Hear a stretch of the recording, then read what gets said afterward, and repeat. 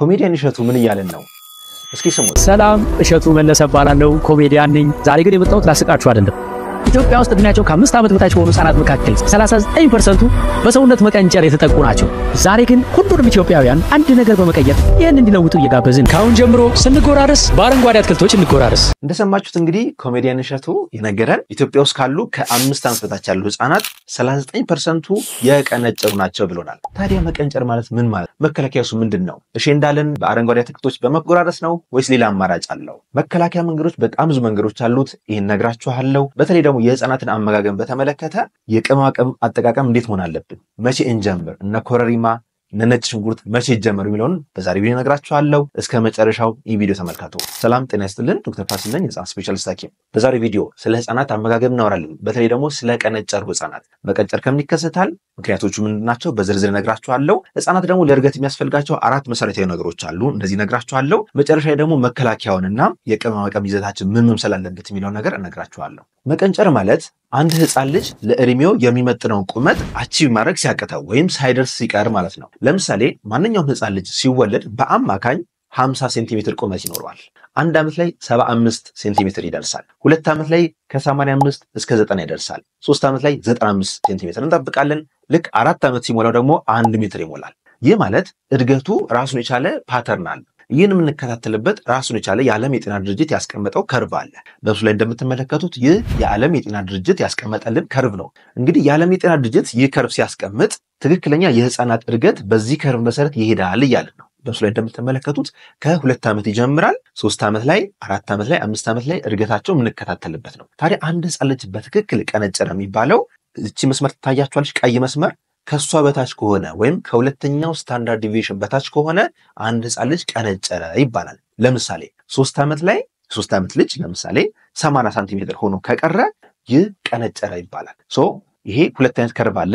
የቀይ ከርቭ የምንለው ሁለተኛ ስታንዳርድ ዲቪዬሽን ነው። ከሱ በታች ከሆነ ቀነጨረ እንላለን። ጥቁሩ ከርቭ ደግሞ ከሱ በታች ከሆነ ከፍተኛ መቀንጨር ወይም ሲቪር ስተንቲንግ አጋጥሞታል እንለዋለን። ስለዚህ ሁላችንም አንድ ህፃን ልጅ ከተወለደ ጀምሮ የእድገት መለኪያ መከታተያ ከርቡ መከታተል አለብን። ይህን ለማድረግ ደግሞ በአቅራቢያችሁ ባሉ ማንኛውም የጤና ባለሙያዎች ጋር ወይም ማንኛውም የጤና ቦታ ላይ ቀርባችሁ ማሳየት፣ ማስመርመር፣ መከታተል ይቻላል። ለምሳሌ በእኛ የጤና ኢንስቲትዩሽን ውስጥ ብሩኪድስ ልዩ የህፃናትና ታዳጊዎች ክሊኒክ ይባላል። ይህን የእድገት ክትትል እንሰራለን። ምናልባት የህፃናት የእድገት ክትትል ኢትዮጵያ ውስጥ ስላልተለመደ ነው እንጂ ህፃናት ገና ከተወለዱ ጀምሮ መጀመሪያ 5ኛ ቀን ላይ፣ ከዛ ቀጥሎ 1 ወር ላይ፣ ከዛ ቀጥሎ 3 ወር፣ 6 ወር፣ 9 ወር፣ 1 ዓመት፣ 1 ዓመት ተኩል፣ 2 ዓመት ላይ ክትትል አላቸው።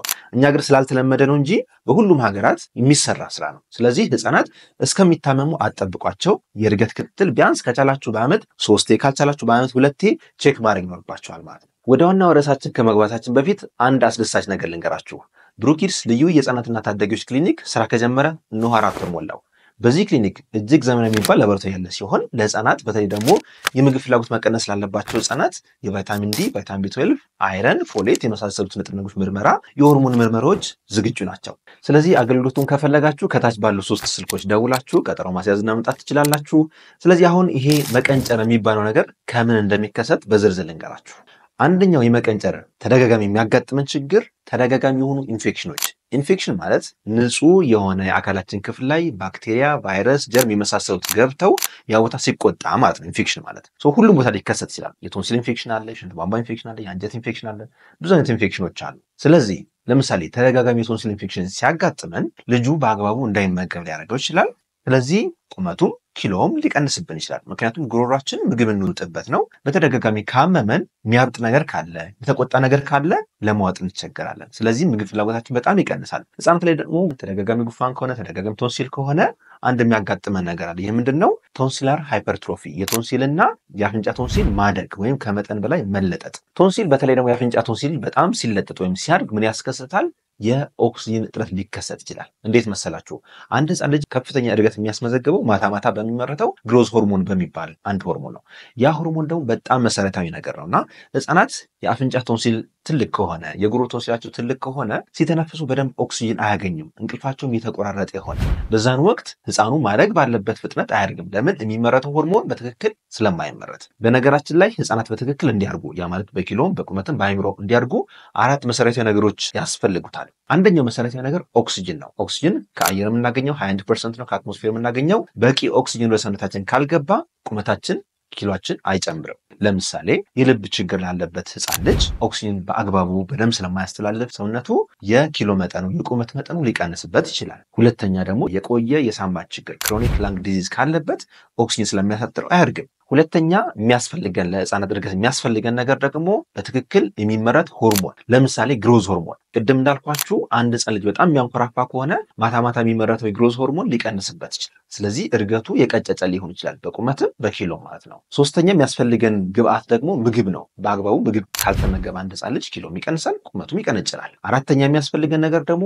በቂ የሆነ የቤተሰብ እንክብካቤና ፍቅር ሳይኮሶሻል ሰፖርት ወይም አፌክሽን። እነዚህ አራቱ መሰረታዊ ነገሮች አንድ ህፃን ልጅ ካላገኘ ይቀነጭራል፣ ምንም ጥያቄ የለውም። ስለዚህ የመጀመሪያው ችግር የተደጋጋሚ የኢንፌክሽን ችግር ካለ ነው ማለት ነው መቀንጨር የሚያመጣው። ሁለተኛው መቀንጨር የሚያመጣው ነገር ደግሞ በቂ የሆነ የምግብ ሰፕላይ ወይም የምግብ አቅርቦት ከሌለ፣ ይህ ደግሞ በድህነት ሊሆን ይችላል፣ በመፈናቀል ሊሆን ይችላል፣ በአካባቢ ችግሮች ሊሆን ናቹራል ዲዛስተርስ ወይም ይሄ ጎርፍ ሊሆን ይችላል። በማንኛውም ችግር አንድ ህፃን ልጅ በአግባቡ ማግኘት ያለበትን ምግብ ገና ከህፃንነቱ ጀምሮ እስከ 5 ዓመቱ ካላገኘ ሊቀነጭር ይችላል። በነገራችን ላይ እስከ 3 ዓመት መቀንጨር ከተከሰተ ከዛ በኋላ ሪቨርስ የማድረግ እድላችን በጣም ዝቅተኛ ነው የሚሆነው፣ ወይንም ልጁ ፐርማኔንትሊ ስተንትድ የመሆን እድሉ ከፍ ያለ ይሆናል ማለት ነው። ስለዚህ በጣም መሰረታዊ የሚባሉት የመጀመሪያዎቹ 2 ዓመታት ያ ማለት የመጀመሪያዎቹ 1000 ቀናቶች ናቸው። በእነዚህ ቀናቶች ለልጁ የሚሰጠው ምግብ በጣም መሰረታዊ ነገር ነው። ስለዚህ ህፃናት በተቻለ መጠን የተመጣጠነ ምግብ ከ6 ወር ጀምሮ እስከ 6 ወር ደግሞ የእናት ጡት ወተት ቢቻል የእናት ጡት ወተት ብቻ ካልተቻለና የእናት ጡት ወተት ከሌለ ደግሞ ተጨማሪ ጣሳ ወተት እየሰጡ ማሳደግ ተገቢ ነው የሚሆነው። በነገራችን ላይ የእናቶች የጡት ወተት መጠን እንዴት ነው መጨመር የሚቻለው? አንድ እናት ስታጠባ የጡት መጠኗ ሊቀንስ ይችላል። ይህን በምንድን ነው የምትጨምረው የሚለውን በሚቀጥለው ቪዲዮ ይዤላችሁ እመጣለሁ።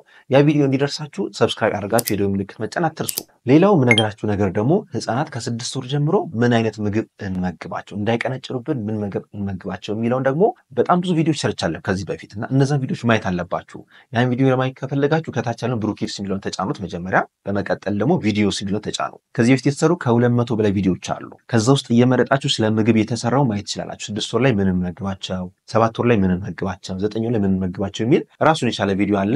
ያን ቪዲዮ እንድትመለከቱ ተጋብዛችኋል። ሶስተኛው መቀንጨር የሚያመጣው ችግር ደግሞ የማይክሮኒውትሪየንት እጥረቶች ካሉ በተለይ የአይረን፣ የዚንክ፣ ካርኒቲን፣ ሴሌኒየም የመሳሰሉት ንጥረ ነገሮች በጣም ወሳኝ ናቸው። እነዚህ ብቻ አይደሉም፣ ሌሎች በጣም ብዙ ንጥረ ነገሮች አለ ሰውነት የሚያስፈልጉ። እነዚህን በአግባቡ የማያገኝ ልጅ ለምሳሌ በምግብ ጉዳትም ሊሆን ይችላል ወይም ደግሞ በአካላዊ ችግሮች ለምሳሌ አንጀት ላይ ቁስለት ካለ፣ አንጀት ላይ ፓራሳይቶች ካሉ የአይረን እጥረት ሊከሰት ይችላል። በተለይ ሁከም የምንለው አንድ ወርም ወይም ፓራሳይት አለ። ያ ሁከም በእግራቸው ወይም በባዶ እግራቸው የሚንቀሳቀሱ ህጻናት ላይ በጣም የተለመደ ነው እና አንዴ ፓራሳይቱ ከገባ ረጅም ሰዓት አንጀት ላይ ተጣብቆ የመምጠጥ ባህሪ ያለው ደም ነው የሚመጣው። ያ የመጠጠው ነገር ደግሞ አይረንም አብሮ ይመጣል። ስለዚህ አይረን ይቀንሳል። አይረን ሲቀንስ ደግሞ ልጁ ሊቀጨጭ ይችላል ማለት ነው። በነገራችን ላይ መቀንጨር የምንለው ስለ ኪሎ አይደለም፣ ስለ ቁመት ነው የምናወራው። ስለዚህ በዋነኝነት ስለ ቁመት ብናወራም ቁመትና ኪሎ ተመጣጣኝ አብረው ማደግ ስላለባቸው ሁል ጊዜ ማሰብ ያለባችሁ ቁመቱንም ኪሎንም ማስለካት ይኖርባቸዋል ማለት ነው። አራተኛ መቀንጨር የሚያመጣው ነገር ደግሞ በቂ የሆነ የወላጅ እንክብካቤ ካጣ አንድ ህፃን ልጅ እንክብካቤ በጣም ይፈልጋል። ገና ከተወለደ ጀምሮ የሚያወራው፣ የሚያጫውተው፣ ፍቅር የሚሰጠው፣ የሚያቅፈው፣ የሚመግበው፣ ከተመገበ በኋላ የሚያጸዳው፣ ገላውን የሚያጥበው፣ እነዚህ የመሳሰሉት ነገሮች በወላጅ ወይም በሌላ በአሳዳጊ ሲደረጉ ልጁ አይምሮ በጣም ሰላማዊ ይሆናል፣ ከስትረስ የነጻ ይሆናል። ስለዚህ ትክክለኛ ሆርሞኖች ቅድም እንዳልኳችሁ እነ ግሮዝ ሆርሞን ይመረታሉ። በተቃራኒው ደግሞ እነ ኮርቲሶል የመሳሰሉት የስትረስ ሆርሞኖች ይቀንሳሉ። እነዛ ስትረስ ሆርሞኖች ከቀነሱ ልጁ በትክክል እንዲያድግ ይረዳዋል ማለት ነው። ስለዚህ ምንጊዜም ህፃናት ገና ከተወለዱ ጀምሮ ማዋራት፣ ማጫወት፣ መንከባከብ፣ በትክክለኛ ቦታ በትክክለኛ ወላጆች ማደግ አለባቸው። ምግብ ብቻ አይደለም ህፃናትን የሚያሳድገውና አይምሯቸውም እንዲያድግ ሰውነታቸውም እንዲያድግ ፍቅር ይፈልጋሉ። በመጨረሻም ስለ እሼ ነው የምናወራው። እንግዲህ ኮሜዲያን እሸቱ እንደሰማችሁት የምንከላከለው በአረንጓዴ አትክልት በመጎራረስ ነው ይለናል። አረንጓዴ አትክልት ለብቻው አይበቃም። እውነት ለመናገር አረንጓዴ አትክልቶች በጣም ብዙ ጥቅም አላቸው። ፋይበር አለው፣ አይረን አለው፣ ድርቀት ይከላከልልናል፣ ቫይታሚኖች አሉት። በጣም አሪፍ ነው። ሆኖም ግን እሱ ለብቻው በቂ አይደለም። ሁሉንም የምግብ አይነት ህፃናት ማግኘት አለባቸው። ፕሮቲን ዝርያዎች ለምሳሌ እንቁላል፣ ስጋ፣ ወተት በደንብ ማግኘት አለባቸው።